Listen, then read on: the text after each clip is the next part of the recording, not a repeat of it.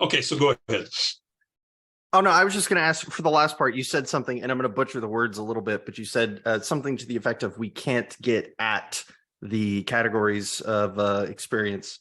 What do you mean by we can't get at? Because I'm trying to think about what that would it actually mean if we were to say, like, talk about the essence of these things in any way that the term could be operable.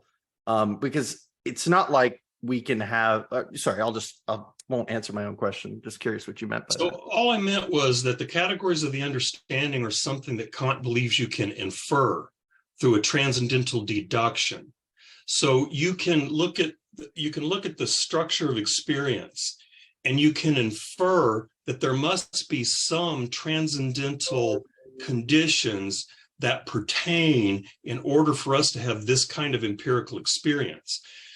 Time and space, the forms of intuition, and the categories of the understanding, which are these huge, these very, very general concepts, things like substance, cause and effect. But what I mean by you can't get at them, they don't appear in your empirical consciousness. They are things that you can infer. The way I think of it is kind of like look at experience and you can infer backwards and figure out what would have to be the case in order for my experience to be this way. Well, among what would have to be the case are these categories of the understanding, but they're not, it's not like the concept of cat. Well, I can think cat in my mind and I've got an empirical concept, but the concept of substance, I'm not even sure. I mean, I don't know. I would ask Eric. I don't know if the concept that I have of substance in my mind, what I'm tempted to say is that's not the category of substance. That's good. I was gonna stop you if you were gonna go so far, but you stopped at the right point. I think by analogy, I think we talked about this in the 19th century class, the transcendental ego and the empirical ego. The transcendental ego is not something you can ever experience through self-reflection. You can only ever experience an empirical ego. The transcendental ego is something that we arrived at through a process of applying reason, inference, and asking the question, what must be the case so that we can experience things at all. And if you want a clear exposition of the transcendental ego, you just look at his description of the synthetic unity of apperception, which we discussed, right? Which is not something you experience directly, but something you philosophize. And I think for Schopenhauer, near as I can tell, whenever he uses the word subject, again, it seems to me that he's a little loose with his terminology occasionally. Like he'll use a term one way and then occasionally he'll use it in a different way and not tell you that's what he's doing. But for the most part, it seems to me when Schopenhauer uses the word subject, it's a transcendental subject, because there's places in the stuff maybe we read from last time where he explicitly says, this isn't something that appears in your experience. And so I don't, I haven't seen anything so far that tells me much about that subject other than it's transcendental. So I don't know how much it's like Kant's transcendental ego, but at the very least, it is the ground of subjectivity. It is that which quote has awareness, but it does not. So to use Wittgenstein's analogy of the eyeball, the organ of seeing does not appear within the visual field. That which sees does not appear within the field of vision, and that which is consciously aware does not appear within the field of consciousness. And I think that's the same notion of subject that Schopenhauer is depending on.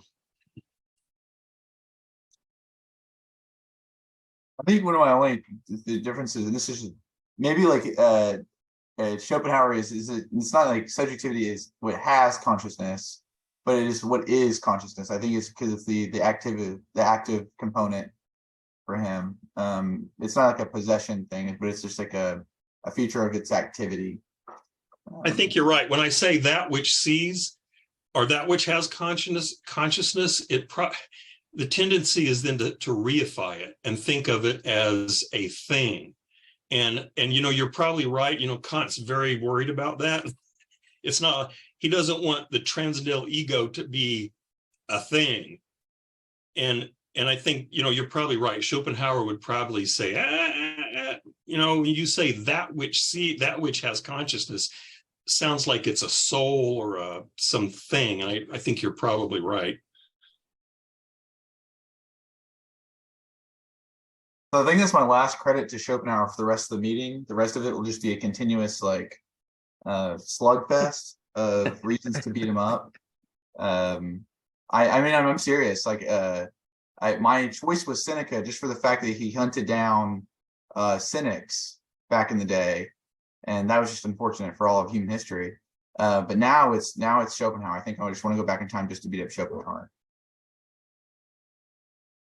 So where do you want to start? I was actually start beating up Schopenhauer. I was curious, Tristan. This at the very beginning.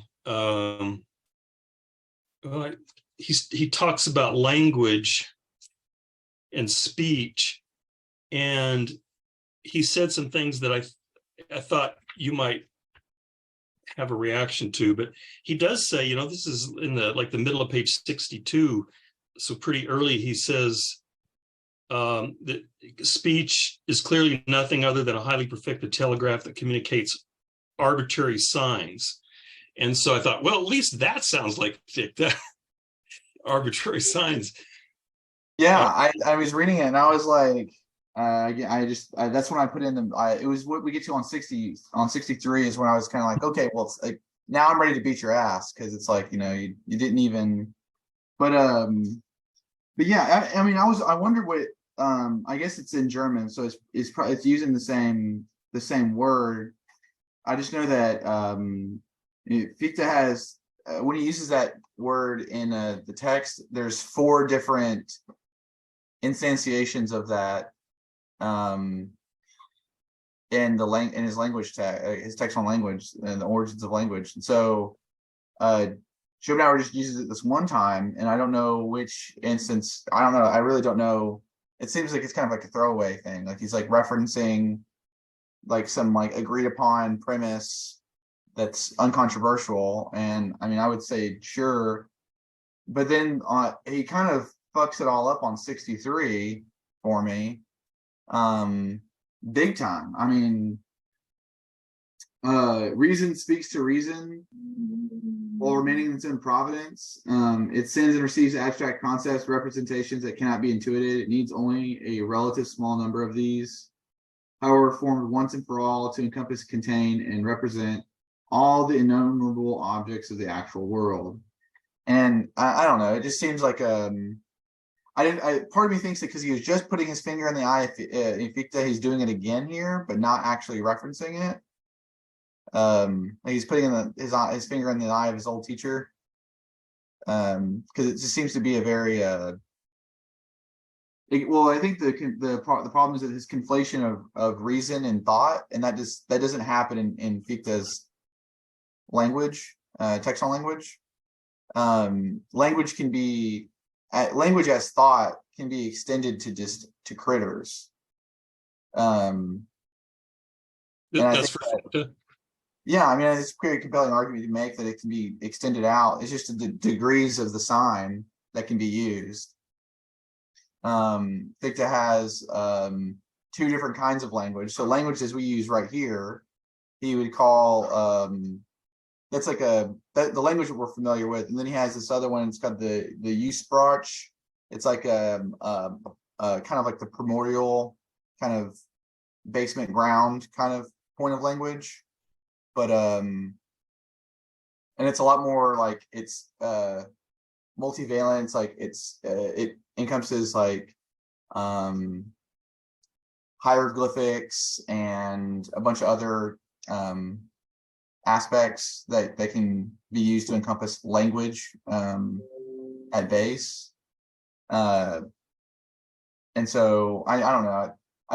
His stuff about animals, like language being the thing that distinguishes the human beings from the rest of the animals, I think is kind of just not the case. And I think that empirically we know this now. And then, but even before that kind of like empirical research into the linguistics of critters, like his teacher was already on to something kind of basement floor of that. As I pulling from Cerbère, I agree with Cerbert's interpretation of the text. Fichte is a pre-post structuralist, so he's a post structuralist before structuralism was a thing, and before the post structuralists were around. So I think it's pretty. I don't know. I kind of just it was the reason why I typed out I want to fight this guy, and then it was all downhill from there, because I don't know, he like liberally cites his former teacher in the previous sections, and then like just drops it because Fichte is talking about Fichte is critiquing Herder and Hume in that text, and it was widely shared and discussed amongst the colleagues in Jena. So it was known about. It was a contribution to the atheist controversy. So I just kind of just like I don't know. Maybe I'm off my rocker here. Maybe I'm just mad that he's not a good student.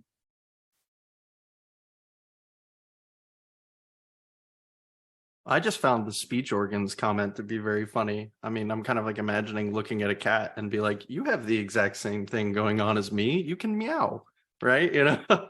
But like you were saying, I mean, a lot of that, I mean, actually, I don't even know if it's fair to say a lot of that with the hindsight of modern science, et cetera, yada, yada. But so just to make sure I understand you, is your criticism here that he's taking from Fichte and not only modifying it in a way that doesn't accurately represent him, but or that he's just not properly attributing what he's taking from Fichte? I think it's a little bit of both. So it's not clear if he's directly taking from him, but it's I don't know, for me it's like the logical thing is that he was just ragging on him in the previous section and then immediately transfers in. I mean, I have a note on 61.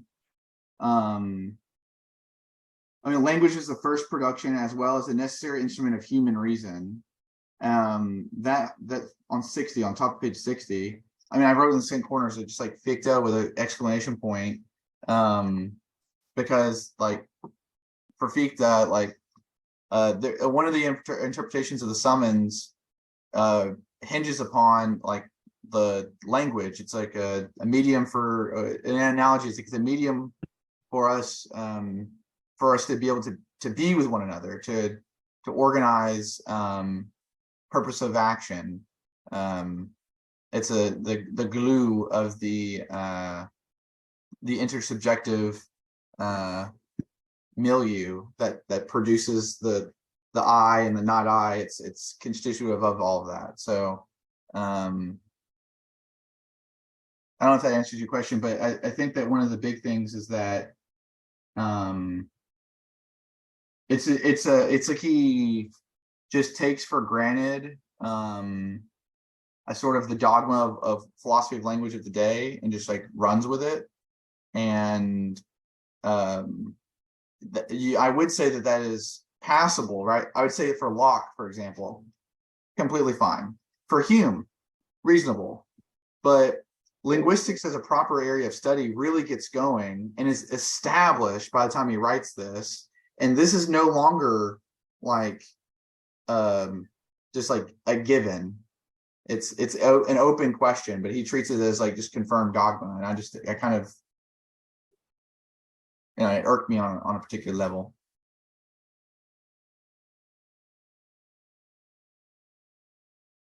But the cat example, cats only meow at people. They don't meow at each other. Like it's intentional production, it's an utterance, you could say. It is an utterance directed to express a particular thought of the kitty cat to you, another thinking thing. I don't know, like, it's just, if we want to not call that language, I don't know, maybe I just Like take me out to the barn. I don't know. Well, I mean, Schopenhauer, his big thing about language seems to be that it's conceptual, and so so is that what you're part of what you're disputing, is that language is necessarily conceptual? Um, Or I would you guess say that animals have concepts in the same way that we have concepts? I don't. I know I wouldn't say they have, but they have like thoughts, and that's what I primarily hinge it on, is just thoughts, and then there are better and worse ways to structure thought. I was thinking about this whole section actually for the first bit. I kind of wanted to read. Maybe want to go back and read Dewey's How We Think. Because a lot of this seems to just be really just baked in hard Enlightenment ideals about reason and thinking.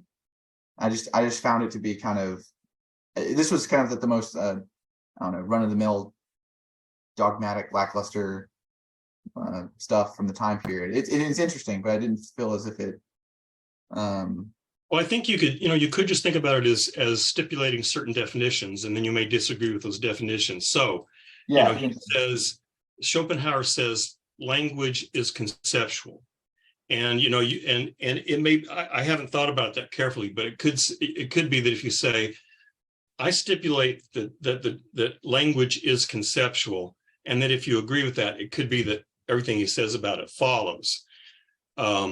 And then you might say, but I disagree that language is conceptual. And then at that point, it could be just a matter, I mean, maybe this makes it too trivial. It's just a matter of definition, how you define what language is. And, you could say, I guess, that, well, it seems silly to say that, when a cat meows at me because he's hungry, that it seems silly not to call that language.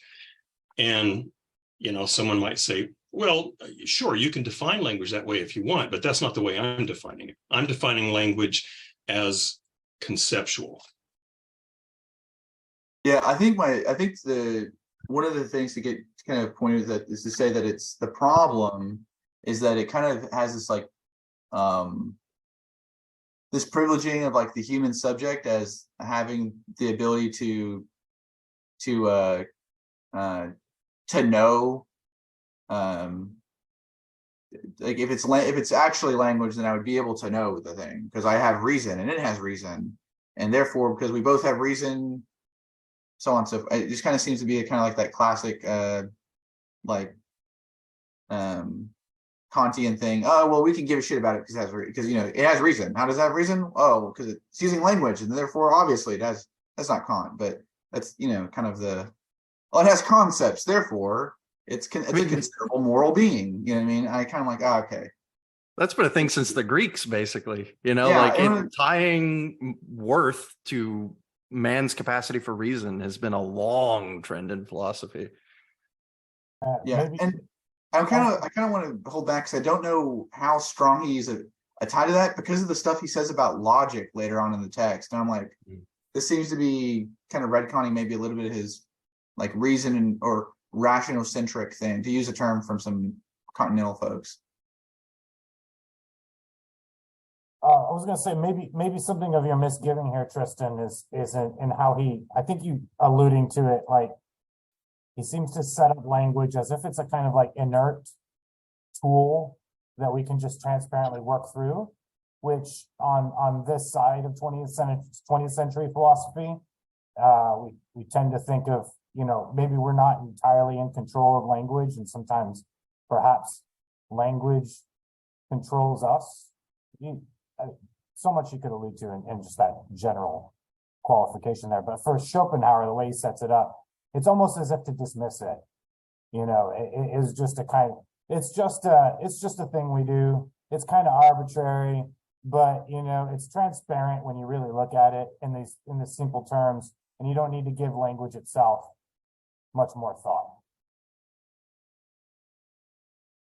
Yeah, I think what he's doing is maybe not a critique of pure reason here, but he's he's definitely delimiting reason and the sphere, the spatial sphere of reason to a certain thing, a very particular thing. And there's definitely a tone of kind of, this isn't actually that complicated.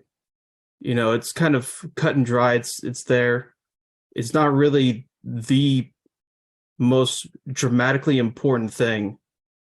Instead, intuition is much more important, and reason is just parasitic off of intuition, or at least parasitic is somewhat strong. It's derivative, at least. So I think what he's doing is a kind of something like a critique of the rational human subject. And he's saying, yeah, the subject is indeed a cognitive subject, but it's mainly an intuitive cognitive subject. And the translation between those are somewhat tenuous at times, but they're really one directional in that intuition is primary, reason is secondary. But I definitely, the concern about, that he's saying that thought consists in these things and that language is like this too. I think that is definitely rather reductive to say about thought, that all thinking, because that's what he seemed to be indicating this. I don't know, that thought was a matter of kind of these rational, logical, abstract relations. It's kind of like, so what is he doing with, what is philosophy? Like, what faculty is philosophy using? I think he has to say that it's got to be some of both, right? But there's lots of reason involved. But yeah, it seems thought needs something that is not so rigidly structured as the way that he presents this formal, abstract, logical reasoning.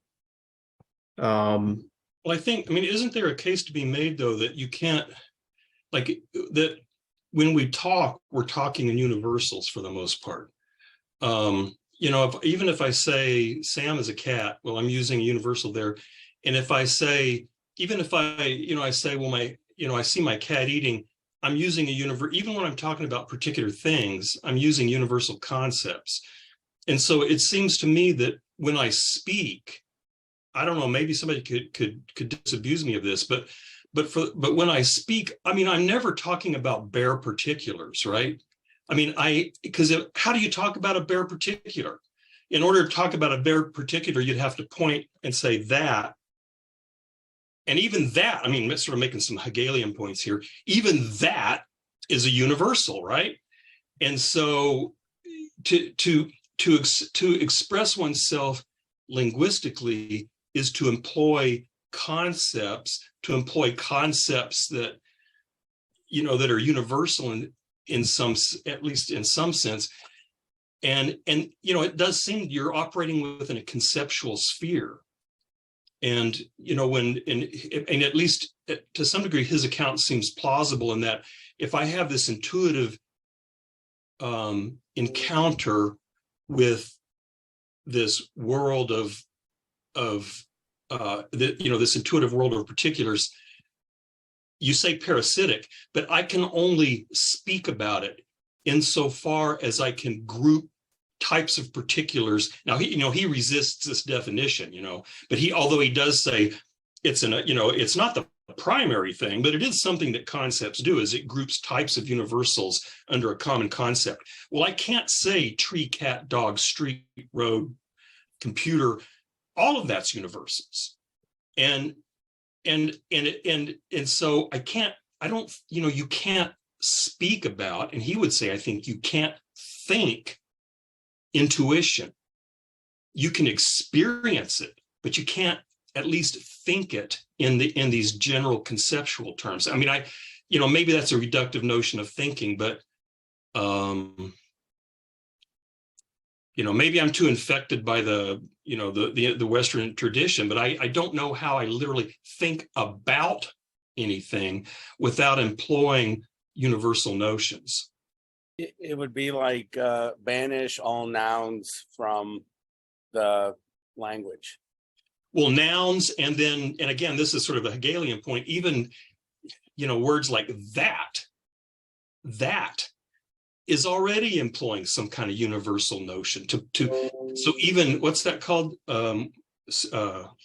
Demonstrative, indexical. Yeah, demonstrative. There's a test. I can't remember the word. But anyway, when you point something out, that's already, like as humans, or hey, let's say using universal. So I don't know, how do you speak? Or I don't know. I think Hegel's totally wrong with that.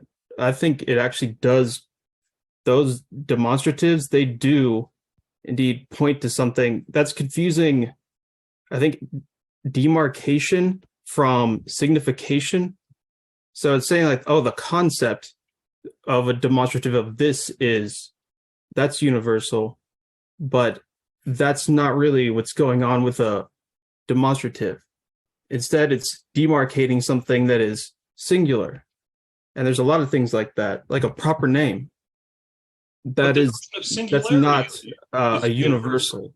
The notion of a singularity is a universal concept.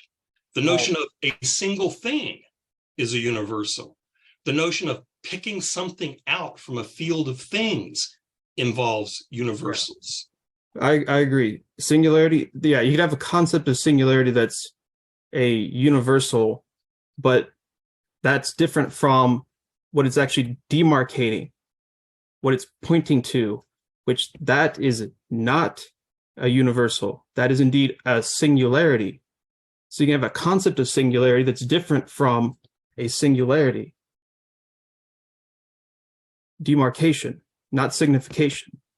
Wouldn't it be necessarily included in whatever the total package of the particular singularity is, though? Like, is there any way for me to think of, let's just say, for the sake of argument, that like this is solely a singularity? Wouldn't, for that to be the case, or for it to be a true particular, wouldn't it have to not include with it the concept of being a particular, like that macro concept? Because then we're I don't want to say synthesizing, because that has connotations outside of this particular example, but we're not just taking in the particular. In order to come to understand the singularity, the particular, we have to take in some universal concepts as well as like a necessary byproduct of it. I don't think so. So I think Schopenhauer would disagree with that in the sense that he thinks intuition is about particulars. So, I mean, there's a difference between singular and particular, but that's kind of beside the point. But Schopenhauer would say that intuition, space and time, these things are experienced through a medium of particulars. And it's only abstract cognition that comes afterwards that is then applying these universal concepts. So to say that, like everything, absolutely everything I can think of is a universal concept, that's definitely not what Schopenhauer wants to say. And maybe that's where he gets into trouble a bit, because by not including more of those categories of the understanding, because the ability to experience a field of particulars, to me, seems to be more is required for that than just space, time, and causality. In order to be able to literally be able to experience that there are a vast number of particular things in the world, seems to require more than just space, time, and causality, which is what he seems to claim, that somehow those three are sufficient to give me experience of a world of innumerable particulars. That doesn't seem plausible to me. Yeah, that's fair. Well, I think he will include the will in there somehow. I'm still not exactly sure how the will's going to fit in exactly to that, but I think he would say, okay, yeah, that's where, the ultimate origin of all this stuff is going to be the will. But then indeed, he's got this pretty kind of thing of the world as representation is it's not that complex. It's pretty simple. You just got the principle of sufficient reason. It's got these four things: ground, consequent, relations, and then apply that. There you go. So yeah, whether space, time, and causality is sufficient, at least the way that he's conceiving of them, I would probably say no. He needs something else to give him real singularities, I think. But I don't know how to try to think of that without going into Deleuzian terminology, so I'll just refrain. I hesitate to bring this up because I don't remember how this works because it was too long ago since I read this book, and it doesn't appear into the third book of this book. But he says, this is on page 63, the Platonic idea made possible by the unification of imagination and reason comprises the main topic of the third book. And so I don't know what role these Platonic ideas are going to have, but that may play into this as well. Some of the missing pieces of how he thinks things. Oh, yeah, you're right. I can't. Yeah, that has to do with. So he's going to conceive of aesthetics as something like that. It's like this kind of. I think it's something almost like a pure intuition or something like that, where you don't have the subject-object divide anymore, and instead it becomes this kind of unified cognition of the Platonic idea of what in the world of representation is a kind of particular that, may have a universal concept to go with it in some kind of way that doesn't totally match it. But yeah, that doesn't really help that much because it's kind of going the other way in a sense, where it's instead trying to ground more universality than singularity necessarily. Because you'd still have this kind of problem of, well, for Plato is the problem of participation, which was, okay, we got all these particular things. We know what they are because they participate in the forms, but how exactly do they participate? What exactly is the relation there? And I think he's still got something going on like that in a number of ways, really. But that's a question I want to ask Plato. I've never quite understood. What the hell exactly does participation mean? Yeah, so the Neoplatonists, they really try to systematize Plato as much as possible, because Plato did not at all articulate anything specific and consistent. So the Neoplatonists were really into trying to do that. It came up with some interesting ideas like emanation, things like that. But yeah, even they obviously didn't totally agree with each other. So it's mysterious. So I think the fact that if you were confused by it, I think that's Plato's fault, not yours. Yeah, I tell students when we go through Plato, things exist because they participate in forms. Don't ask me what that means. He just says that. Yeah, he uses various metaphors. There's one that, okay, there's one where he talks about it as it's almost like a demon. These singular or these particular things, they're like demons that steal into the forms and take them. And it's kind of this violence against the forms. But the agent side, the kind of causal agent, would be on the side of the participated. Did I get that right? Yeah, something like that. So the particular that partly participates in the form, that's the active component that acts as like this transgression against the form. And that's where, but the Neoplatonists were just like that's completely incoherent. It's the other way around. Instead, there's an emanative relation with the one, or the good, where all the forms come from, and then eventually you get to particular world. But it goes on a kind of one in the many dialectic. Yeah. All right, no, talking about Neoplatonism now. Why not?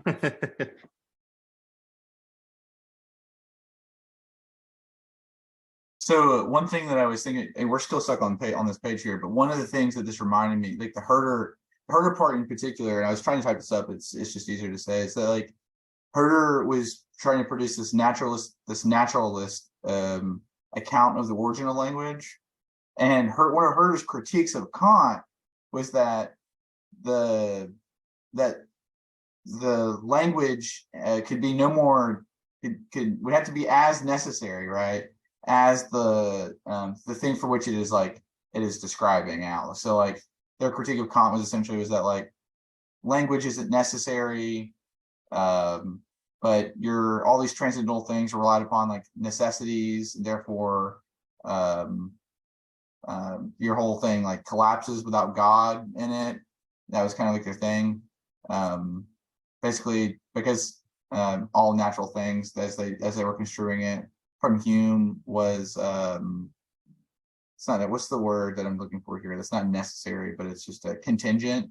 Language is contingent because it's contingent, therefore nothing, anything for which it can be pronounced in it can't be necessary. That's like their way of trying to like get you on the a priori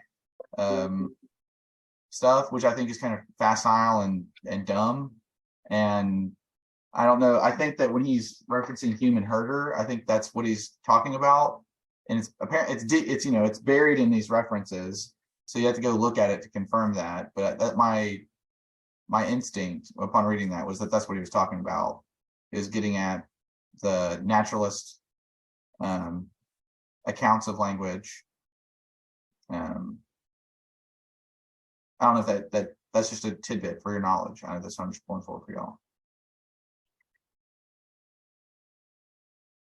Okay, I typed this in the chat, but I'll just go ahead and ask it. Something that's been going through my mind is it seems like this conversation about animals and their capacity to utilize, comprehend, understand, make any meaningful attempt at language is interesting, but there's like this air of almost like plausible deniability where you could just say like, oh, these are all just like reward functions and seemings. However, if in the last couple of years, I'm sure you've all heard, we have this new fancy toy called large language models that could be a more interesting concept to talk about, because what we've if we don't want to read too much into what they're doing, which I think would be wise, generally speaking, you could essentially think about what we've done is take any animal with its like more reward-based functions, like someone like Schopenhauer would ascribe to them, and then give it the ability to speak language, and then ask, does it have concepts? Right? It's almost like we're doing it in like a reverse order. Do animals have concepts and have the inability to speak them, versus can something quote unquote speak a language and yet still not actually, because it's not able to convey concepts? Is any of this coming across as something that might be interesting?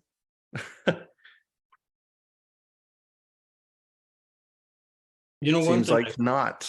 No, I was just thinking, the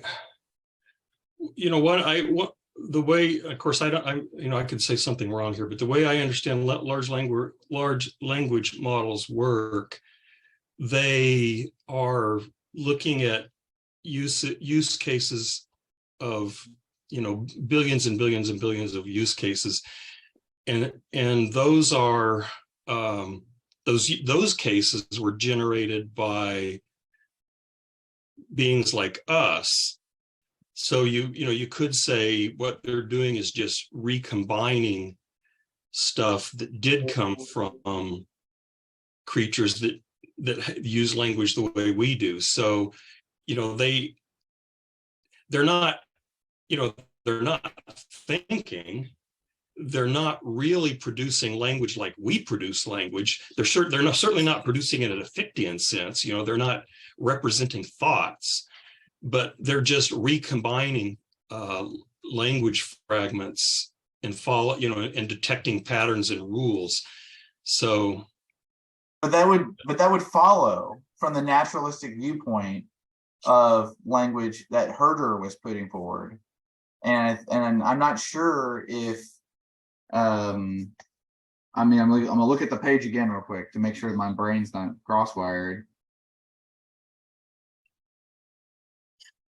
Yeah, what I say there may be compared to what Hume says in the 12th of his philosophical essays and what Herder says in the Metacritique. And Herder's big point there, he says the rest of Herder's book is shit, but the primary premise of Herder's book is this naturalistic viewpoint of language. So I think if you had a very reductivist brain for the naturalistic viewpoint, right? Like if you were like a naturalist viewpoint and then you were ultra reductivist, you could say that like composite language models from Chat and GTP or whatever the fuck, I can't even pronounce the thing now, is language, but I don't know. It seems to be the case that like what we might be running up against, and the reason I thought it might be more interesting is because I think it's the first time for a while that we have to look at something that we ask it a question like, hey, how's your day? And it'll say, I'm an artificial intelligence. I'm not allowed to talk about how my day is because I don't have feelings. And you're like, okay, but you're still responding exactly what I asked you. You're responding directly to the question and giving me something intelligible back. So even if it is just a giant next word predictor, it is much more complicated than that, but just as like a basic analysis, it's like, what is the most likely thing to come after this next word, given all of the words before it? To what extent are we not kind of doing the same sorts of things in our process of creating language? Like, hey, what's a reasonable response given all of this information I have beforehand that connects all of these ideas together? Yeah, now, we can say it's imitating. That's fair to say it's imitating, but we can also say that about dogs, cats, and humans. Humans are doing a lot of imitation with their language. So I don't know. I think there's some interesting stuff going on here. Yeah, I think on that one, I would just say that that's an ordinary language philosophy. Like that's just the aspect of like pragmatics, I guess. Like you have to have pragmatics to make a locution function. But I think the primary distinction is the one which Fichte affords, and I haven't wrote this essay. No one will ever pay me to do it. It will never happen. But the main purpose of language is to direct action, right? That's one of the things that he puts in here is like redirection, purpose of action. It's how we're with each other, blah, blah. So that's a performative aspect. If there's the performative aspect of language is at hand there. It's the primary thing. It's actually something that makes him kind of, and not necessarily him, but it's an interesting thing you can pull away from him is that your language models aren't necessarily trying to create conditions in the world like I pronounce you Chuck and Larry, you know what I mean? Like I now pronounce you, like they can't necessarily do it in the same kind of way that we can with the intentionality of creating conditions freely as these transcendental folks that we're reading would say. Maybe not Schopenhauer. Schopenhauer, I don't know. We're all cucks of the big will, but just for one more little comment, and we can go wherever we want with this after, but like something that I think is interesting as far as what you're saying is there's a pretty famous paper that's come out over the last few months called Sparks of AGI. It's basically just kind of like exploring what the capacities of existing large language models are and how we're looking going forward with a little bit of philosophy of mind in there. And one of the interesting things was talking about how after large language models started adding reinforcement learning with human feedback, which is if you've ever used one of these models before, the thumbs up or thumbs down that you see on the side, the language model is now has a reward function for engaging directly with you in a way to where you are more likely to click that green thumbs up or blue or whatever it is on the particular website you're on, because that will give it more reward points, which for the most, a metaphor of metaphors is like it's happy button. It's like oh, I like these are good, I want more of these. So it tries to act. It predicts the next words in a way the best it can to earn more green buttons. So I don't know. I mean, I'm just, I think it's an interesting conversation to have. I don't know if there's any like real conclusions to draw out of here, but how would Schopenhauer look at this and say, like, could this or would this meaningfully change how he understands language functioning? And is there some kind of argument there about his projection on animals? So that Schopenhauer would probably think that artificial intelligence kind of in general, I would say, is probably something like it's only using abstract knowledge or knowledge is only abstract cognition, but it's basically only using abstract cognition and just understands the rules really well because it's been programmed to understand the rules really well. And then it's just kind of, repeating the juxtapositions that work given the factors. So I think he would think of it in a somewhat deflationary aspect, I think.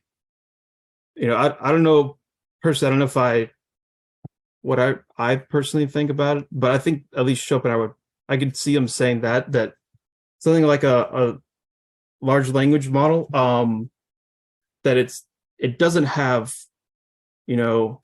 intuitive cognition of space and time. So it doesn't have that kind of original, datum from which we abstract our abstract concepts. So it's something that's kind of working on the secondary layer, but has done the secondary layer well enough that it can at least reproduce it enough to have aspects that are like, I don't know, it seems like there's definitely something like language use. I mean, obviously there's language use, something like a kind of cognition, but it's just kind of like this weird, almost like a totally, so if animals, it's almost like the opposite of an animal, I guess. So, as humans, we have both abstract, intuitive. Humans just have intuitive. I think it would be artificial intelligence would be, they just have abstract. So I think that's what Schopenhauer would say, at least. I appreciate the different points people made in the chat and talking. The question I had is, how central is Schopenhauer's observations about linguistic cognitive ability of animals to his main points that he's trying to make in the section that we are reading? and if it's not that central to his point, I don't want to beat him up. One of you made the point that, well, come on, look at the whole history of Western thought. How many philosophers said animals? Yeah. When it comes to cognitive ability. But so I just when we were talking about other points, I was really, Nevitt was very precise and Chase and Eric, and it was very, I thought I was maybe lying to myself that I thought I was understanding Schopenhauer more through the three of you talking, but it seemed like you were more towards like whatever the core is in this section. Yeah, there were, I think, two things going on. One was trying to figure out what Schopenhauer was saying and then critiquing him. Yeah. So, I mean, I think as far as what he's saying is language is conceptual. Only beings with reason can form concepts. Humans are the only rational animals, so only we can form concepts and have language. That seems to be his assertion. And a lot of people would dispute that today. Right. But when it comes to his point, I wrote down one of you, I thought, saying if we can, even if we experience appearances, doesn't mean that we can really know what is quote unquote behind the appearance. Should we even assume that there is something behind the appearance? And then one of you, I don't remember.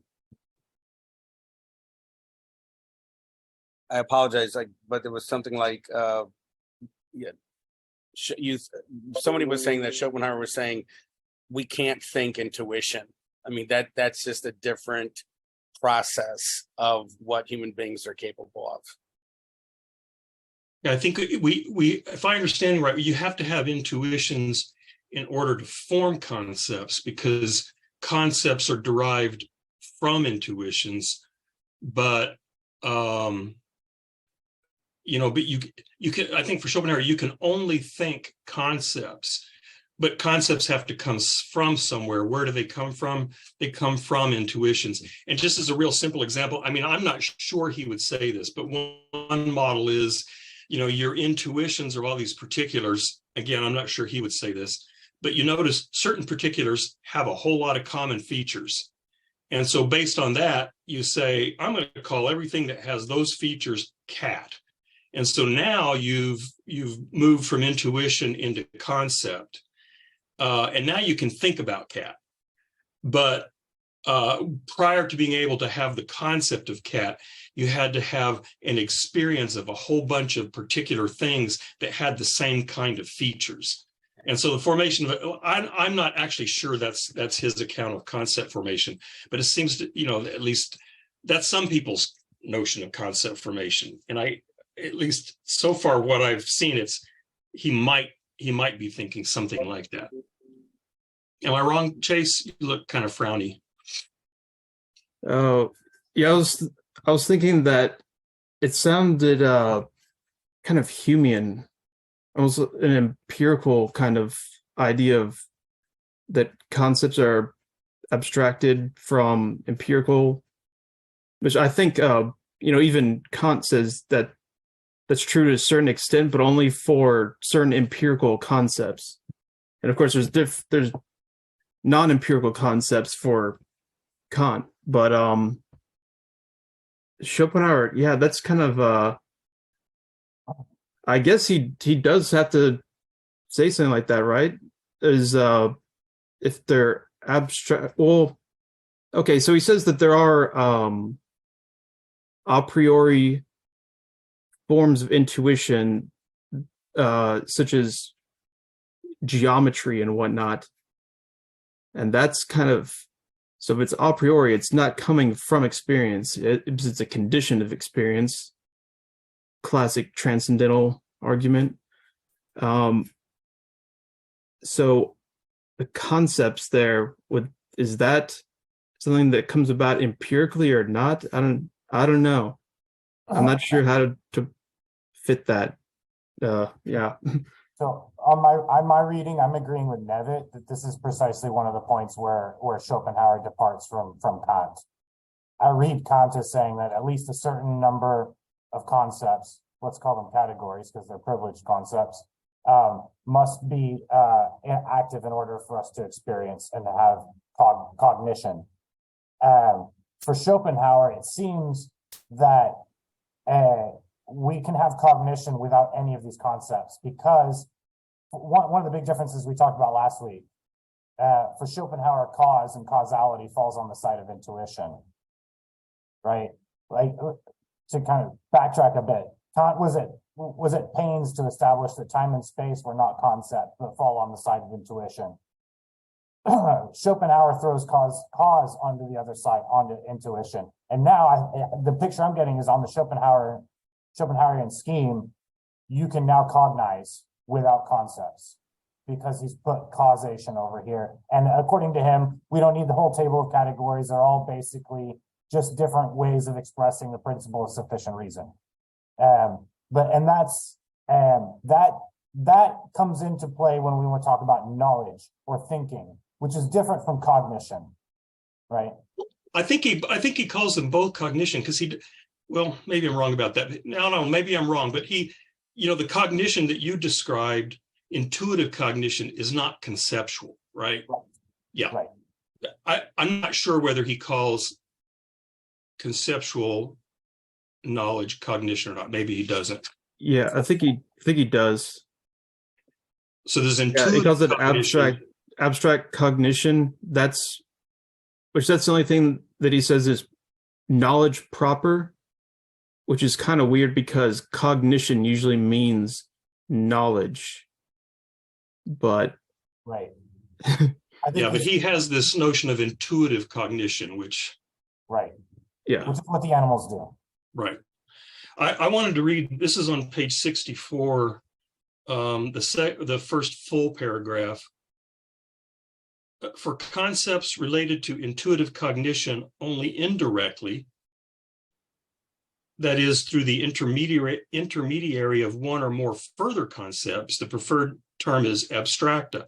Conversely, those that are grounded directly in the intuitive world are known as concreta. The latter term does not suit the concepts it designates very well, as because they are still abstract, and certainly not intuitive representations. These terms arise only from very confused consciousness of the intended distinction. They can still be retained, but only with the interpretation given them here. Examples of the first kind, in the fullest sense, are concepts like relation, virtue, investigation, beginning, etc. Examples of the second kind, inappropriately termed concreta, are the concepts of person, stone, horse, etc. And so that's where I was getting the notion where he was, the concreta are the immediate, or are the what I was characterizing as noting the similarities between certain kinds of things and saying, I'm going to call all these things horses because they all have these same features. So the concreta are the concepts that are more or less directly generated by observation of particulars. But then once you get those, then you can start getting concepts of concept. So then you've got, horse, cat, dog. Now I'm going to come up with the concept of animal, and that would be an abstracta as opposed to a concreta. That was the general sense I got there.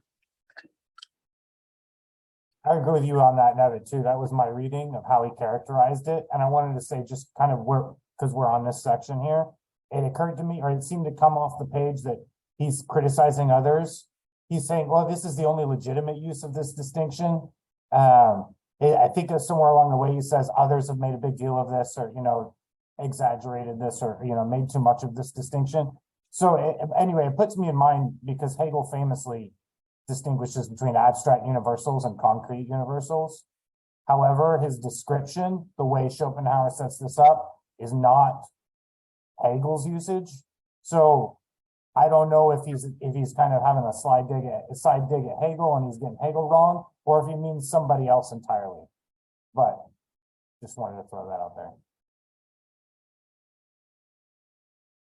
You just added another question to my list of questions about Hegel, which I won't ask you to answer now, but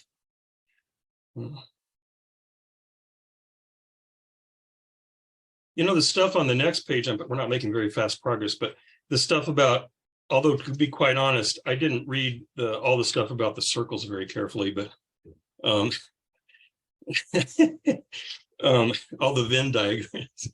That's the part I have probably a few rants about. Especially, that connected. Why not? I'm just going to go straight into it.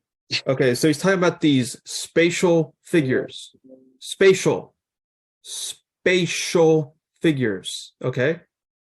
And I am unable to say what the ultimate basis is for this exact analogy between the relations of concepts and those of spatial figures. Interesting. Because I don't think Schopenhauer's his character, he doesn't usually say, I'm unable to say. He usually says what he thinks something is.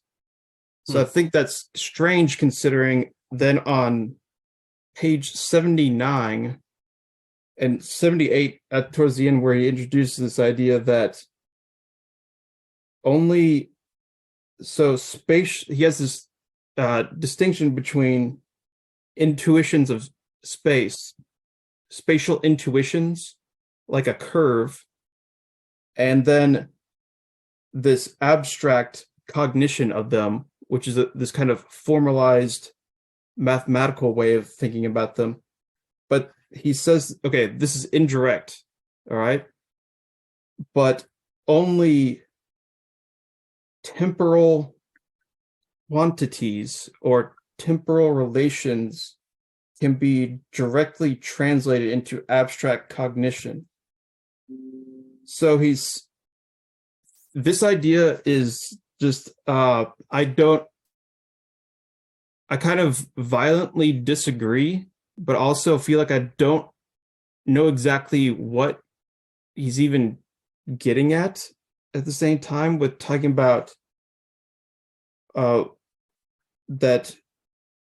So he's saying that time is reduced to number, which is directly an abstract cognition. That seems like he's spatializing time, like a timeline. So it seems like the exact opposite of what he's saying, that no, actually time does not have just a single dimension of succession. And in fact, all these abstract cognitions and number, those come from more spatial intuitions being turned into spatial abstract cognitions. So I get it that, the basic ideas about spatial intuition, for example, distinct bodies in space. There's kind of this whole thing he's talking about intuitive knowledge, how we understand, movement of solids in space, and the player of billiards is already good at it without having to understand, physics and mechanics and whatnot.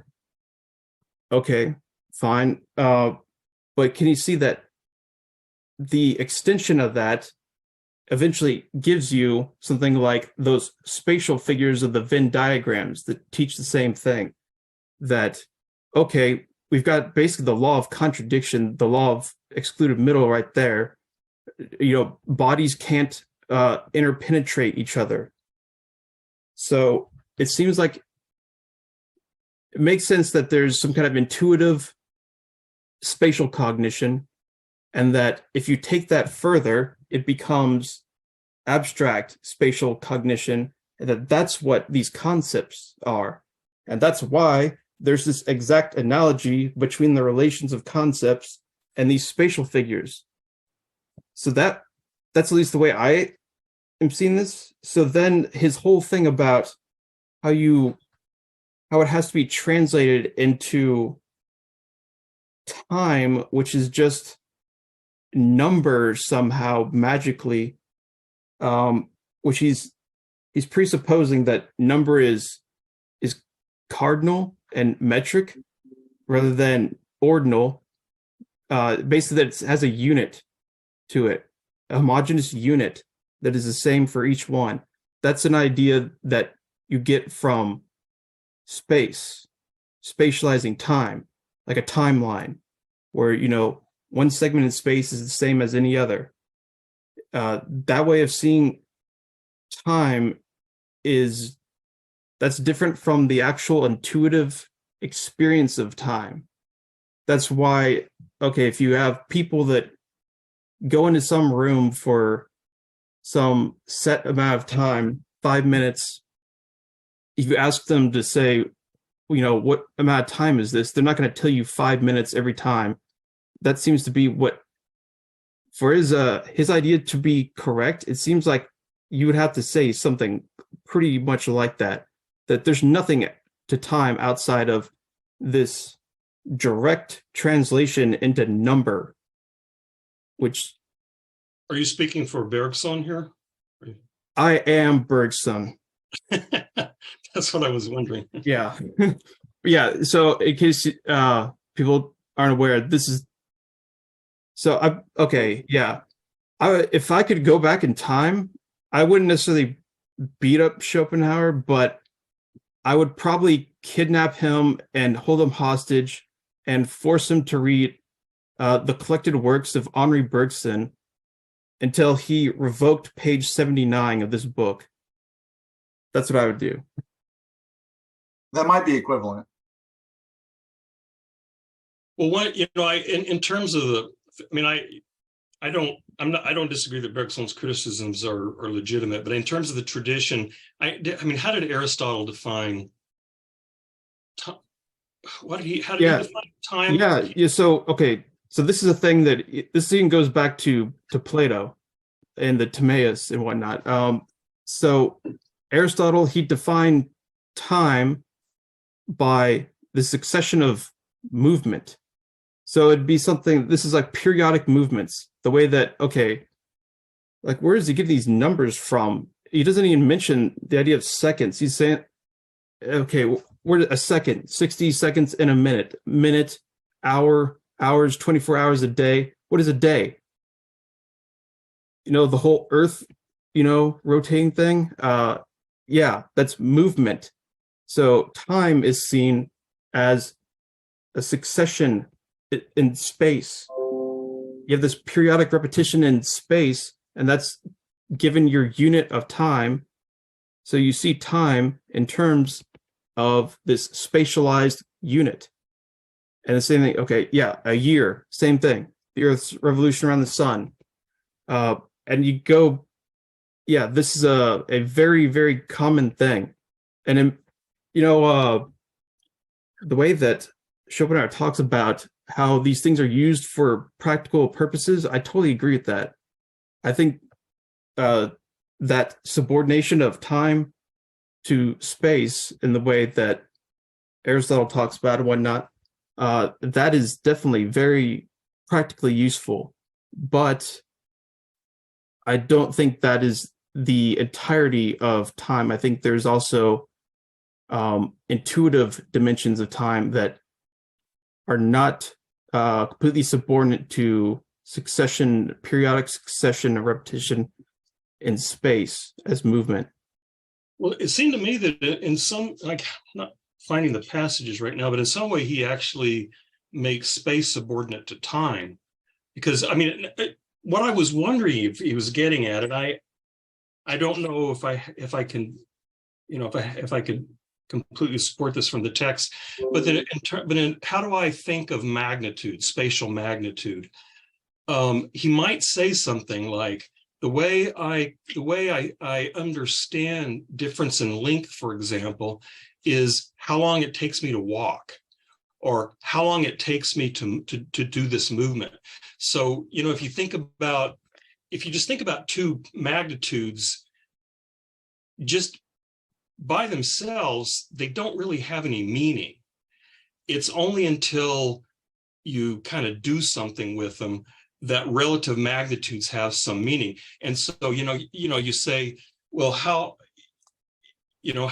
far is it to the sun? Well, I don't know, what, 9 million miles or something. And well, how far is that? I don't know. Well, it would take light so many seconds to get there, and light moves crazy fast. And so, I'm wondering if that's part of what he was getting to. And even with things like volumes, how long does it take me to fill up this tub? Gives me a sort of a visceral sense of volume. And I'm reminded, he made one comment in here that I actually wrote a little comment, Montessori math. Oh, I remember what it was, when he was saying some people are more comfortable with intuition and some people are more comfortable with abstraction. And when he was talking about intuition, if you've ever seen the way Montessori does math, is they try to give the kids these concrete sense of numbers. And so they have these boxes of beads. And so you literally have one bead. And then they start chaining the beads together to give you 2, 3, 4, 5, 6, 7, 8, 9, 10. And you start getting large numbers, they start making cubes out of them. And so they'll say, like, this is 1,000 beads. And so you're converting, there's this sort of interesting relationship between number and space. And so so it seemed to me in some ways he was actually subjecting this sort of, that space in itself is sort of indeterminate, and it becomes determinate when you can count things about it. And I'm not disagreeing that may be just totally based on practical considerations, but it seems like maybe something like that's going on. And then also this idea that, space is, which I think he retains from Kant, space is the form of outer intuition, and time is the form of inner intuition. So strictly speaking, there is no time out there. Time is what happens in my subjective consciousness. And so insofar as I experience time in the world, it's kind of my inner clock observing changes in the outer world.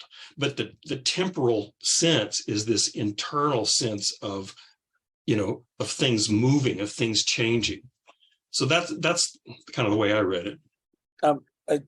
What I was thinking when both you and Chase were talking, Nevitt, is, how the moon's rotation on its axis is such that, connected to the movement of the Earth, we always see the same side of the moon. What if the rotation of the Earth, there wasn't a night and day? What if the way the Earth was rotating on its axis, the same side of the Earth was always, you see what I mean? Like we were doing an impersonation of the moon. So one side was facing, I know this isn't perfect, but facing the sun, and the other isn't. I'm just curious as to what our conception of time would be, because that is such a overwhelming, visceral, physical reality, right? That you're constantly in daytime. And if you're constantly in daytime, would you even have the concept of day? I mean, what's your sense of time? I was gonna say something kind of following off Nevitt, but also in kind of response to what you just said, Ed. My supposition would be that if we were to evolve as a species on an Earth that never experienced night, right, there would be some other life process or some other process necessary for sustaining life, which we would encounter with that had some kind of regularity that would become the basis of our time measurement system. It's just speculation, right? Just in the same way that night and day is the most basic kind of regularity we find in the world, which impacts on our life process. I imagine there'd just be something else, right? Another cycle of some sort, which we would then key our notions and measurements towards. And then just real quickly before I jump off, I was going to second Nevitt's observation in how when Schopenhauer is talking about the spatial dimension necessarily being translated into a temporal dimension by form of number in order for it to attain the level of abstract knowledge. To be honest, I feel like he's overextending Kant.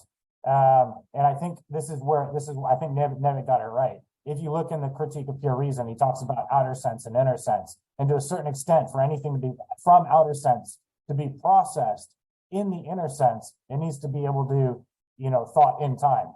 And amenable to the terms language of time. There's something to it, but there's one of the big differences between the first edition and the second edition is the introduction of the refutation of idealism, and in which case, in the refutation of idealism, he reverses this, where on some angles, right, from some ways of looking at it, we need to be able to think of space as being reducible to time in order for us to think about it. But in the refutation of idealism, he does the reverse move. In order for us to think about time successively, we need to be able to we need to have recourse to the spatial dimension and things happening successively, one next to the other. I forget exactly how he does it, but he ends up drawing the connection in a kind of mutually reinforcing from both sides, right? Time and space are inextricably interlinked. He doesn't give priority to one or the other in the second edition. In the first definition or the first edition that's often read is giving that priority, and the second edition is kind of fixing that. In the first edition, he's giving priority to time. That's right. Hmm. So maybe Schopenhauer Sold out. read the first edition and never read the second edition. Sold out.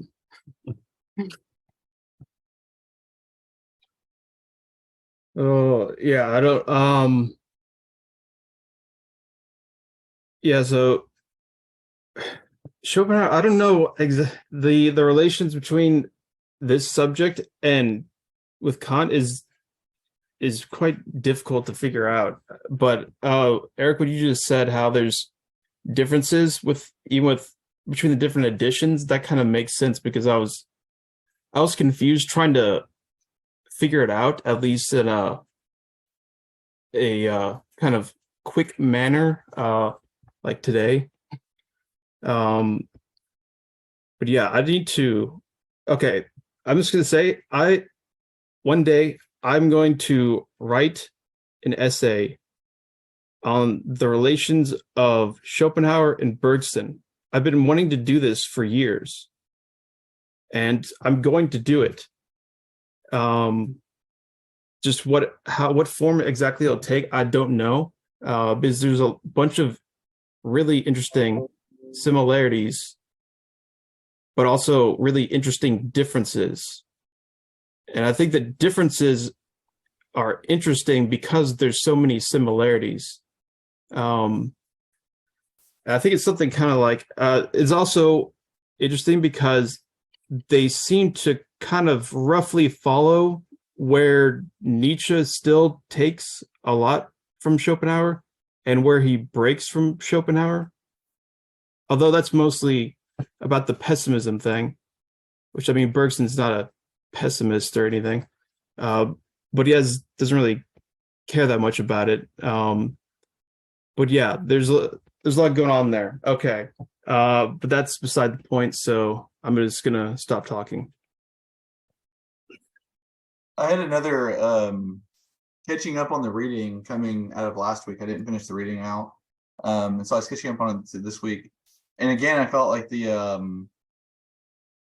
a big privileging of vision in all of this. And I keep getting the sense that, like, even his stuff about space and time seem to kind of really rely upon visual faculties. And in an attempt to try to, like, bring something in, right, that would allow our blind brethren to be rational agents with the ability to, like, talk about space and time. I've just been thinking about, like, just heat transfer, just like convection and what's the fucking other term? I lost it. I need to really get back into my science education, but just the sensation of losing heat, I thought would be, I don't know, enough activity without visual apparatus to get some kind of notion of extension in time.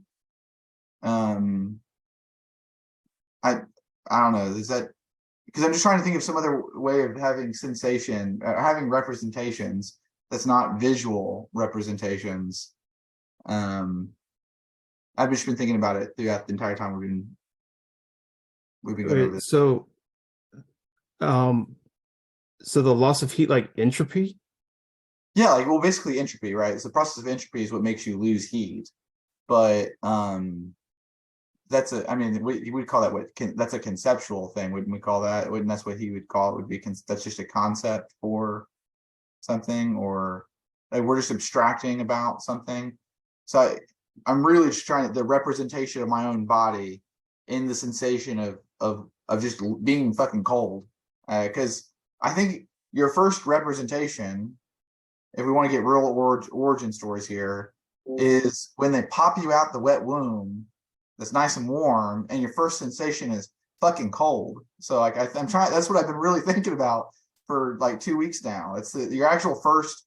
I mean, the first thing that's delivered to you is warm, and then it's cold, and then you have some. I mean, if you're an old school thing, maybe you're born at night, maybe you're born at day. I don't know. You know what I mean? Like, I'm just really trying to think about that being like the first kind of representation, as a very fundamental like representation that doesn't require eyesight.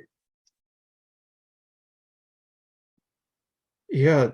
So one thing this reminds me of is there's I've heard it described as a crisis in 19th century psychology. I think you can see it in like a philosophy of psychology way, at least. So the idea was, or the problem was, if we have these sensations that don't have extension, and then they're translated in our brain and then projected out as extended perceptions, where does that extension come from? And that's something that Schopenhauer would have a problem with as well, because so he says, sensations are primary before space and time. So obviously they can't be extended. So you have some kind of sensations from other bodies, presumably alterations. And so those alterations, I think that's also an interesting word because it has a long history that's you are not muted, Nevin. So the history comes from Aristotle, who said that alteration is a kind of non-quantitative change of something where you can say there's a more or less. It's qualitative, but there's no metric to go along with it. So this would be a quality, like warmth or heat, cold, something like that, as a sensation. Although the better ones are probably something like anger or something like that. I can be more or less angry, but there's no metric for anger that I can say, oh yeah, there's definitely 2 times the amount of anger right here. So that's was connected with the idea of intensive magnitudes, which are usually seen that they don't divide equally in that metric way that Schopenhauer thinks that time and succession and all numbers seem to do. But there's other ways to divide intensive quantities that are not just completely homogeneous metric units. And that would be something kind of like sensation. And there's actually been a long history of, especially after Leibniz, of people trying to kind of connect perception with accounts of intensive quantities and also differentials in differential calculus, which Schopenhauer also mentions in some interesting ways. But yeah, then the problem occurs of, okay, so yeah, where does extension come in? Well, okay, knock this off the bingo list. Why not? I'm going crazy today. So in difference of repetition, there's a theory of intensity there. And the idea is that intensity works in a way where, like entropy, it will, in extending itself, it cancels itself out. And that's what becomes extension. So there's this dynamic relation between intensities and extensity. And he's saying that's what space is. And this is something he gets from, well, a few things, but Bergson mainly, who had this idea of a kind of continuum between duration. So it's all, duration is kind of like real time for him, but it's duration has these motions of contraction and dilation or relaxation. So contraction would be, that's actually what the present is. It's the most contracted form of time. So it has the least amount of extensive space involved with it. Where we think of as extensive as empty space, that would be the most dilated, relaxed form of duration without the temporal element of bringing the whole past along with it. So it's connected with memory and whatnot, but it's got this idea of kind of these intensive alterations of time are what give you these dynamics between a kind of would be seen as something like mental qualities of memory and whatnot, and more material qualities like extension in space. But the big thing is that he's saying that they're on a continuum. They're not so much different in kind, but they're more different. There's more or less of them, and that's kind of what things are these contractions or dilations of duration of blocks of space-time, and that's what gives you extension, which is kind of like one direction of the continuum towards space. All right, now I'm just explaining, matter and memory. It's also in creative evolution too. Yeah. We should read Matter and Memory. I was going to keep talking about Bergson until we eventually just read it. I don't know if that strategy will work at all, but it worked for give it a try. Spinoza. If Bergson is dependent upon Kant, I want us to read whatever Kant work is the basis for Bergson. Yeah, so he's often responding to Kant, but if you really look at it, it's these French neo-Kantians that he finds annoying.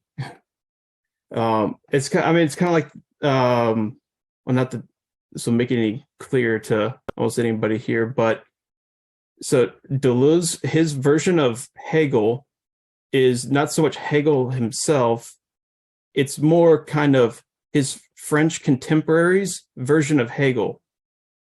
And I think Bergson, his version of Kant is these annoying neo-Kantian French people. And that's usually who he's thinking of Kant in those terms. But so to really understand, you have to go look through the whole history of neo-Kantianism. But yeah, he likes to use Kant as a reference point, usually. And I would say he's pretty critical of Kant. I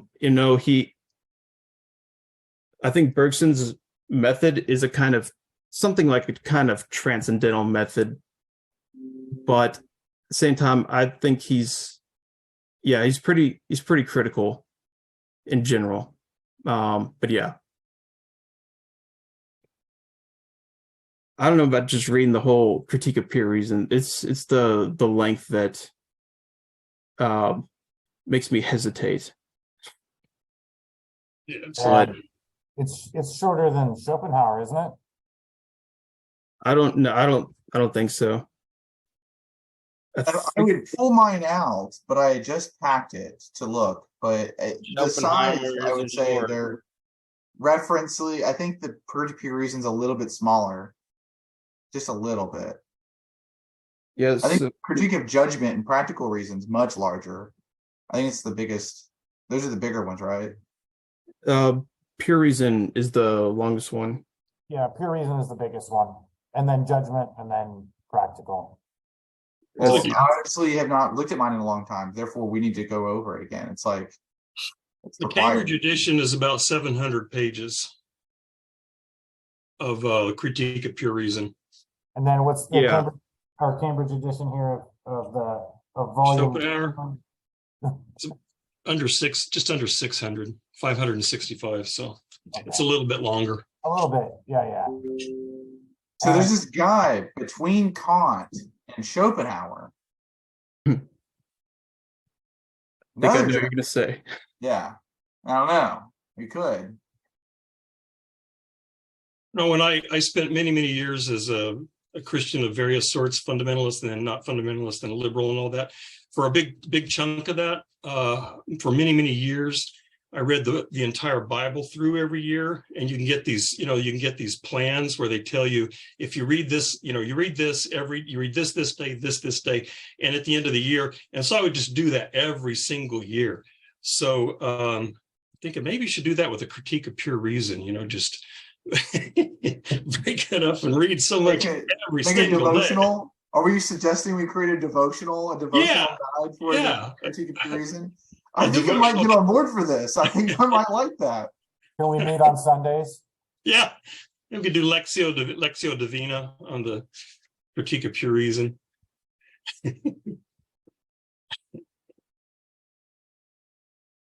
No, but I mean, to kind of belabor the point a little bit, Ed, like most everybody after Kant is going to be influenced by Kant.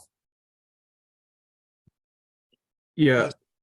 On Wikipedia, if you look at, so they usually has a section for philosophers where it says influenced by and then influenced. Who did they influence? And for Kant, it says, who did he influence? It says virtually all the rest of subsequent Western philosophy or something like that. Basically, everybody in Western philosophy after him, which is pretty crazy, but I think that's definitely, it's right. And I don't think there's anybody who can Says the same that for claim Hume, is by up. the way. Just throwing that out there.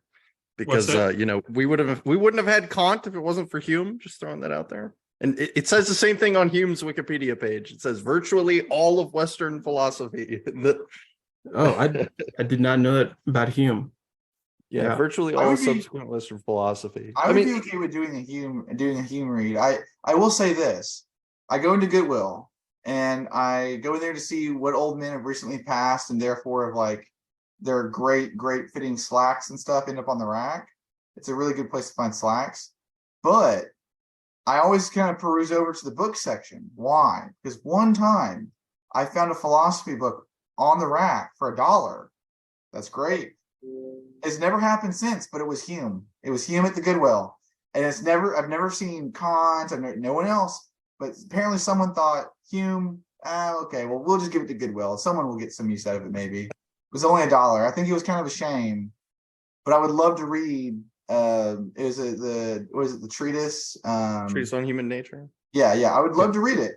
I've read excerpts, but I would love to read the full thing. It's an important book, even just from a historical context. I won't belabor the point too much, but it's an incredibly important work in philosophy.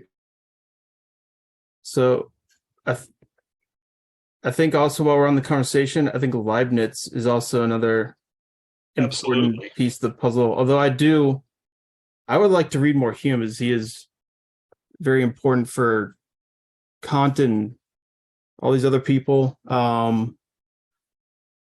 And then if I have to keep writing about Deleuze, that he has stuff about Hume as well. Yeah. One of the great things I've appreciated about this group is the willingness to read these classics, because most of, in most both graduate and undergraduate programs, you don't get to read the whole thing. I mean, occasionally in a graduate seminar, you might read all of one book, but yeah, I that's, most of us probably haven't read all of a lot of these books. So I'm up for that.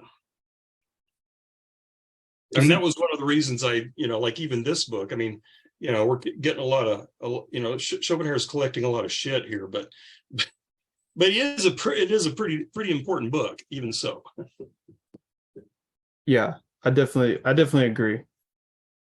I just want to say, I feel like after reading that stuff, even though I totally disagree about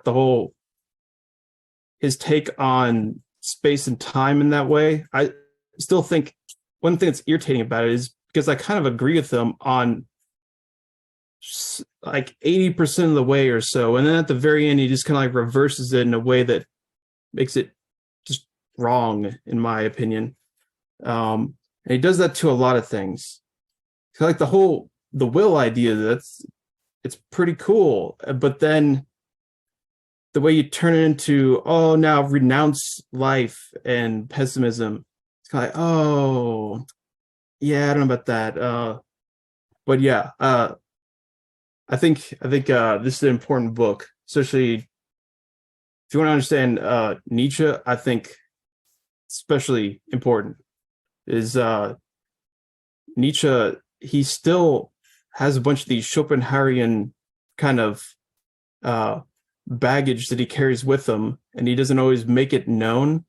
And you can only really figure it out by reading Schopenhauer and seeing like, oh wait, that's kind of like something Nietzsche said. Interesting. There's actually, I can't remember what it was. There's a part in here that reminded me a lot of the genealogy of morality and the distinction between, master and slave morality. As what was it about? It's something like the distinction. I think he's talking about like intuitive distinction, something between like the master, only relates like common as something that is negative, that's like outside, it's not them. It's like, oh, that's the first book of the genealogy of morality right there. I don't know. Yeah. I think that was when he was explaining why we valorize reason, is because reason is much closer to our thinking processes, and intuition seems far away by comparison.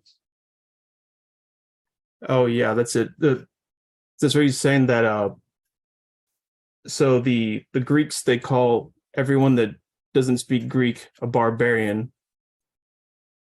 So, yeah, it was along those lines, which that sounds like the idea pretty much that Nietzsche was kind of giving, amongst other things. Yeah. I wonder, we're getting, we don't have much time. I was wondering what Christian and others would think about his comments about logic. Meh. Man, listen, okay, listen, I know I've portrayed myself as the analytic guy for so long, but let me just say, man, these have been several years of change for me, okay? No, okay, don't, no applause yet, all right? I'm not, Oh, no. yeah, but Let's take it back. I think, generally speaking, and this will probably sound weird coming from me, I don't find anything Schopenhauer said in the context of his writing particularly offensive or abrasive. As far now, if I was someone who was like still like very hard on like the Quine Carnap train of like, logic is everything, I'd probably be really mad about it. But understanding the perspective that he's coming from, what he's trying to do with his project, I really didn't. As I was reading through it, I was like, okay, yeah, I could see why he would say all of this, and I wasn't ever really offended by it. So I know that's probably not the answer you wanted, but it's the one I've got. That's fine. One thing I thought seemed a little, maybe I misread him, but seemed a little naive. He seemed to be saying, we don't really need to teach logic because everybody just naturally reasons logically. And I'm like, I think what he's trying to get across is probably truer than the actual words that he's saying in that context. Like, I think that there's a lot of good that can be done in teaching these kinds of like formalizations as tools in order for people to be engaged, to engage with basically anything they want in the mind in like a systematized manner. But at the same time, I think the general sentiment that he's trying to get across is one that like, hey, logic is to some extent just us like axiomatizing intuitions about reality. And I completely agree with that. I think that's why we have so many different kinds of logic and so many different systems and types that have existed and formulations, and this kind of these axioms are apply in this system and not this system because they're trying to fit different intuitions about how we experience the world. And if that's how he sees it, then I completely agree with him. But what I will say on the reason why I think he makes this argument is he's compelled to, for logical reasons, to say that like you don't have to we don't have to teach logic. It's just, everyone, because if we're all reasoning beings whose thoughts are primarily reason, like reasonable, then it's just innate to us. But if our thinking is not necessarily innately reasonable, then it follows that we have to be taught. Yeah, we have to discover it. Logic would be something we have to discover and like put active. Yes, we have to go out and do it. We have to practice it as a field and learn you set up various axioms to do certain things. So it's not a complete, throwing away of what he's saying, but it's just to say that there's pragmatic purposes behind logic, and that's what he's kind of saying here. But he's like, oh, we don't have to teach it because you'll just learn it. And I'm like, okay, yeah, like in the same way that the Egyptians can throw up pyramids, but Pythagoras can come along and give you a theorem for about triangles and stuff. There's a difference between the two things, and the one's not necessarily innate just because we throw up fucking triangles places. You know what I mean? I think it's a bird can make a triangle every now and then, but it doesn't really know anything about triangles. You know what I mean? Like that's that I wrote that on my book. I just wrote exclamation point right there. Go ahead. Real quick, like on my reading, I think I kind of read him as stressing that logic, general logic in Kant's terms, right, is purely formal and so therefore empty of genuine practical content. It's fun. I'll just say in passing too. To my mind, it's curious or interesting because this is precisely where he seems to be like kind of evidenced by the way you set it up, Devitt. He seems to be attacking kind of that Frege, Russell, Tarski kind of brand of doing philosophy in terms of symbolic, and I'm with you on that. That just there's a lot that seems to beg these questions that Schopenhauer seems to be, speaking our language here. Like, what are you getting at here? This is just a general formal logic. But anyway, interestingly, it seems to be the very moment where he's attacking what we regard as analytic philosophy. And at the same time, this is a really major point of departure between him and Hegel. Because for Hegel, at some point in Hegel's development, I think after the phenomenology, but clearly before the science of logic, is Hegel comes to see logic and metaphysics as one and the same discipline. And I'm not going to pretend like I'm, well enough steeped in Hegel to really explain that, but I get a dim intuition of where Hegel's going with that. And so like I said, it's interesting to me that we read this as him attacking the analytics, but at the very same time, this is a very major point of departure between him and Hegel. Yeah. So one thing about the logic that I find interesting is okay, so there was later advancements in logic. You get predicate logic with Frege and a bunch of other, I don't know what to call them, non-classical, non-syllogistic logics.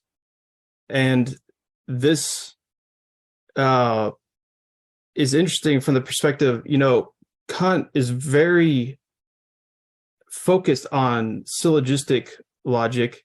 The ideas of reason are based off the different types of syllogisms. And you see his account too is also, syllogistic logic. I mean, it's kind of it's always hard to interpret these situations, not because it seems to kind of suggest I would say a simplistic interpretation would be like, oh, well, there's advancements. Now these ideas are completely obsolete. They're stupid. Science makes progress. Philosophy, only does, but if it's parasitic off of advancing, if it can conform to scientific progress. And it's the same thing with, Kant. It seems to be, he's talking about, Euclidean geometry and space and whatnot. And, with science, we know there's better ways of describing space and physics and whatnot that's not Euclidean. It's based off Riemann manifolds and whatnot. So then is completely worthless. I would say probably not. But I think it's kind of the same problem here with all these kind of classical philosophers who are dependent on these forms of logic that make sense, but they're just not the end all be all of logic. I don't have a necessarily a conclusion, but I just think it's an interesting kind of problematic there. But I think he is critiquing something that. So, I mean, I don't know. What is it, Carnap, and the kind of really the real analytic philosophy, the Logical positivists. yeah, is the word there you're you looking go. for. That the idea is, it's all about, can you verify things and logic, blah blah blah. I think he definitely would disagree that philosophy could basically be subordinated to just logic. And I mean, I don't know, is that what logical positivism is saying? I guess so, to a certain degree. Yeah, it's like basically the idea of the logical positivists is that all the questions in philosophy that are meaningful, that's important, that are meaningful via the verification principle, ought to be understood through some form of logical means, because a logic is just like a formal representation of reality, is essentially their belief. Now, which logic? Don't ask them that. That was a debate forever. How exactly should it be represented? Don't ask them that either. That was a debate literally forever. Yeah, but I guess one thing I can, in favor of what Schopenhauer said, my skepticism was there, that people just say, just believe all kinds of ridiculous things. And so to say that we just naturally understand, we get reason seems ridiculous, but maybe he's just mostly speaking to philosophers. And there, I can imagine, especially, he gives his account of how logic developed. I don't know how true it is, but, you can have within a certain community, certain standards of argumentation that over time sort of purify themselves, and you get, even if you never explicitly state the laws that are right, that are governing logical argumentation, you could have these sort of standards emerge without necessarily having to make them explicit and study them in themselves. Maybe he's saying something like that. That these, but so within the philosophical community, maybe that's true. But I don't know. Yeah. Oh, sorry. Go ahead. Yeah, just I was say really quick. I would say I'm liable to. So I learned logic from the translator of this book. Is part of one of the things which is interesting, because he told me that, yeah, logic is pretty much only good for the criterion that it's based off of is intuitive. We intuitively find things valid, an argument that's valid, and then a good logic is one that just verifies that and is able to give, formal rules for understanding how that's verified, but it's based off this kind of intuition. And I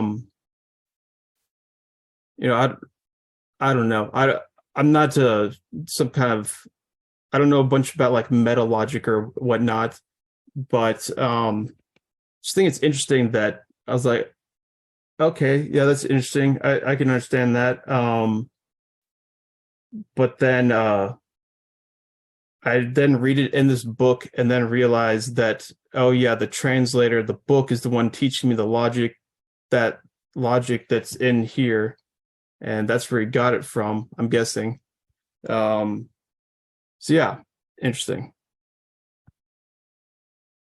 Yeah, my only addendum would just be that I don't think we intuit logics as a whole. Rather, we intuit the axioms that are formalized into logical systems that are self-validating. Like ground those intuitions, but that's a nitpick. I'm sorry.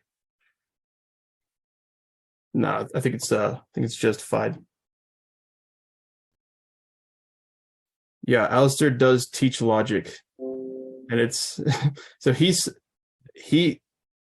says that what is the connection with logic and other philosophy, and he says there is none. He says that that they're totally separate. I don't know. He's not a very good Hegelian then, is he? He absolutely loathes Hegel. I mean, okay, so think about it. The people that he has done his kind of like professional research on the most or whatnot is Deleuze and Schopenhauer, two people who did not like Hegel. So I think there's probably other reasons. I don't know. He likes Schelling and Kant, obviously, but not Hegel. But I don't. It's all preparatory for him becoming more Hegel than Hegel. Oh God, yeah, that's the danger with Hegel, right? Yeah. I think Foucault said something like that. Bite you in the ass. Yeah. That if we oppose Hegel, we just become more Hegelian than Hegel. Right. Well, maybe we would form a new synthesis. And then the textbook Hegelians would tell you that he didn't use the thesis, antithesis, synthesis. That came from Fichte. Yeah. Oh, I should send that clip. Can I? Oh, I can't post.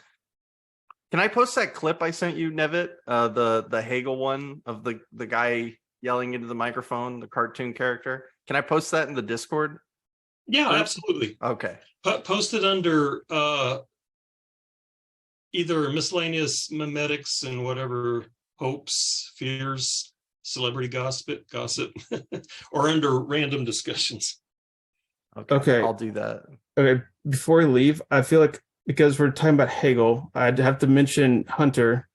But also because Hunter's not here, I have to say that the part in here where he's talking about sophisms, and there's these 4 different ones, they remind me a lot of Lacan. So basically, I was like, oh, this is totally, these different sophisms this sounds a lot like Lacan. Like one even sounds almost like castration and the phallus and the liar paradox. It's like, oh, wait.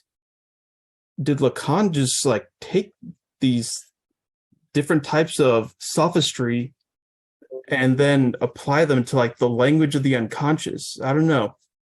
Don't take my idea very seriously, but it seemed interesting. I was like, I don't know. Sounds like you've got so maybe we need to read Lacan. No, we don't. No, let's not do that. Let's see. Now you have your topic for your dissertation. Oh God. Yeah. Of course, you got to finish the thesis first, though. Yeah, I think that'll take a while. Yeah. Okay. Done for the night? Think so. Okay, thank you. It was fun and interesting. For sure. Bye-bye. Bye, Peace. everyone.